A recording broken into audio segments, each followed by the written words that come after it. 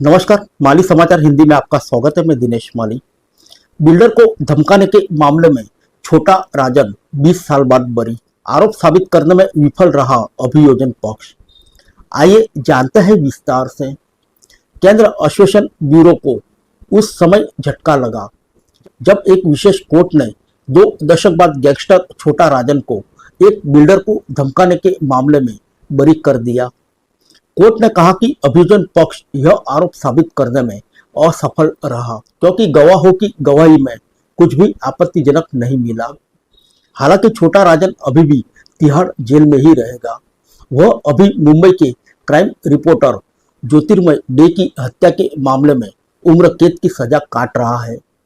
विशेष न्यायाधीश AM पाटिल ने गुरुवार को फैसला सुनाते हुए कहा कि अभियोजन पक्ष का सबसे विश्वसनीय गवाह भी इस बात को लेकर निश्चित नहीं है कि फोन पर बिल्डर को धमकी देने वाला व्यक्ति वास्तव में छोटा राजन ही था।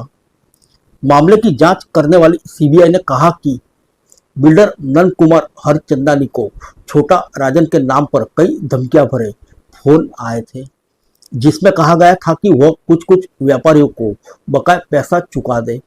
अभियोजन पक्ष का दावा था कि पैसे के लेन देन को लेकर छोटा राजन नाराज था और उसने बिल्डर को सबक सिखाने की योजना बनाई थी। आरोप था कि छोटा राजन ने अपने सहयोगी के जरिए हरचंदानी को कहा था कि वह निर्माण कार्य रोक दे। सितंबर 2004 में 7 अज्ञात लोग हरचंदानी के दफ्तर में घुसे और उसके अकाउंटेंट पर गोलीबारी की, लेकिन वह बाल बाल बच गए। कोर्ट ने कहा अभियोजन पक्ष की ओर से पेश किए गए 2 चश्मदीदों की गवाही में छोटा राजन के खिलाफ कोई पुख्ता सबूत नहीं मिला।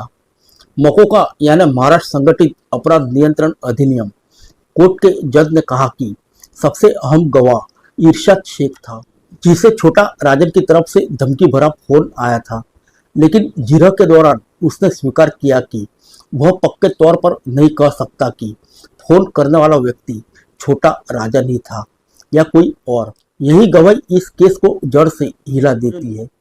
कुल मिलाकर कहा जाए तो अभियोजन पक्ष आरोप साबित करने में असफल रहा। फिर मिलेंगे अगले बुलेटिन में अन्य किसी खबर के साथ। तब तक के लिए इजाजत दीजिए। नमस्कार।